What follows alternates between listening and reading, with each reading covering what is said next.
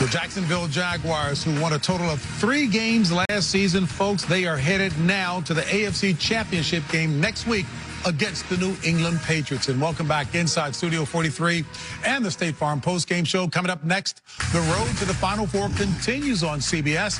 It'll feature a Big Ten matchup between Northwestern and Indiana. That game will tip off at 4:40 Eastern Time and will be streaming live on CBSSports.com. Back here inside of Studio 43, a full house with Phil, Coach Nate, and Boomer. Take a look at the AFC playoff picture now. That victory by Jacksonville sends them to New England next week for the AFC Championship game. Boy, check this out. I mean, in 2 games against Pittsburgh Steelers, the Jaguars have scored 75 points total. They average 25 on the season against the rest of the league. After the game, it was Evan Washburn with Blake Bortles.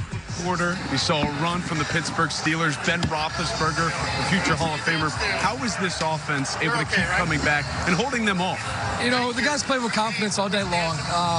You know, obviously what they have on their side of the ball, you know, it's a good team. We know they got a good offense, so we knew we had to keep scoring, and we were going to have to be efficient, hold on to the ball for a little bit. So we did it. Ben kept making plays at the end, but we were able to find a way, pull it out. It's incredible. The last 2 weeks, this offense hasn't been able to do something like this. What was the difference today? You know, I think the last couple of weeks, guys, you know, it's been a lack of execution. You know, we've kind of just been having some mental errors and not really being able to figure things out. And it hasn't been scheme or calls or anything like that. So I think we kind of put it all together today. Guys came out and played their tails off. You always seem to have a good perspective on this. So what does a performance like this against this opponent and where you're heading next say to some of the doubters about you and this team? You know, I got no idea. I'm sure there'll still be tons of people, you know, that are going to disapprove or talk negative or hate or do whatever they want. But we get to keep playing, and we get an opportunity to go play, you know, in Foxborough next week for another week. So I'm just honored to be able to do this, and especially with this group of guys. It's been an awesome year. I want to keep it going. Blake, congratulations. Enjoy it. Say hi to him on the way to Foxborough. Thanks. I appreciate it. Take care, bro. Now, that was a very telling comment by Blake Bortles. He heard Dan Fouts during the games and all the negative talk about him, and Bortles said he blocked it out. There's no way. He's human. It did block him out. But what did you think in the pregame show when you switched from Pittsburgh to Jacksonville? What I usually do is put myself in the player's shoes, and I felt like out of the teams that I'm looking at in this matchup, the Steelers and the Jags, that the Jaguars would come out, swing first, and hit the hardest. And with that running game, Blake Bortles taking care of the ball. As we know, they're 9-0, now 10-0 without him turning over the ball. And I felt like this defense was going to show up big. We all have recency bias, but we wanted to quickly forget what happened in the regular season. So I kept thinking about that game. Even though I have a high level of respect for the Steelers, I felt like the Jaguars were a better team, and they went out there and proved that.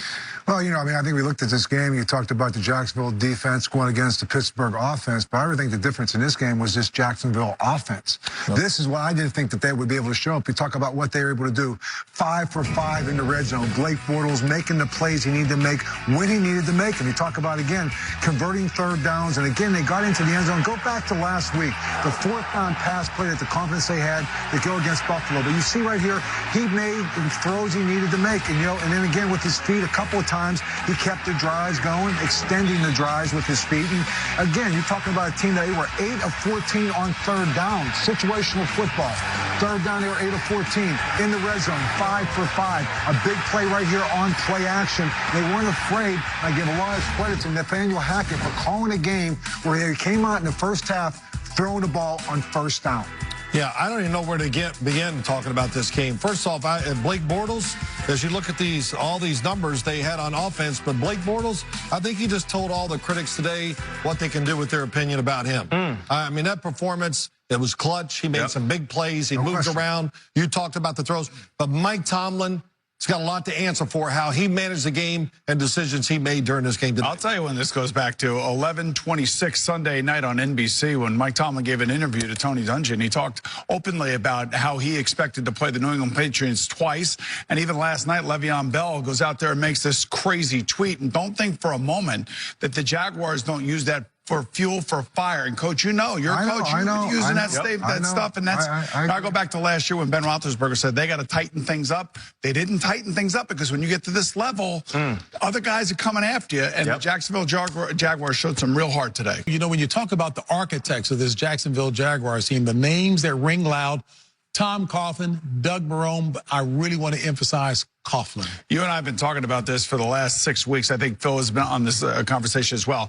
Coughlin took a seriousness back down there. Shad Khan hired the right guy to run the team. They signed some really key free agents. They drafted Leonard Fournette. And don't forget that they actually deactivated Leonard Fournette for a game this year. That's right. Because of off-the-field problems. So all that nonsense that was going on down there for years and years and years stopped when Tom Coughlin got there and he hired Doug Marrone. And you see it now. It's paid dividends. Yeah, and back to Blake Bortles. You know, they were trying to replace him in the offseason, talking about Chad Henne should be their starting quarterback. He lost his captaincy in the offseason as well. And I kept thinking about that Tom Hanks movie, Captain Phillips, and Blake Bortles staring at all the fans saying, I'm your captain. I'm your captain. And just to think about one of the decisions, just think about with 2:18 to go in the game, you're down by 7 points. The onside kick, if you kick the ball deep with 2 timeouts, that field goal that they kicked at the end of the game would have been a punt. And you'd have given the ball back to Ben Roethlisberger with a chance for a touchdown that they got at the end of the game to tie the game. That was the worst decision of the whole game by Mike Tomlin. The other one was when Ben Roethlisberger on 4th and 1 checked out of a run and threw the pass, was incomplete. Turning point in the game. You jumped out your seat, Phil. I did.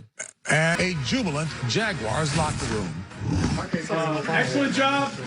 We enjoy it. Got a lot of work ahead of us. Got a big game next week. All right. We're still playing.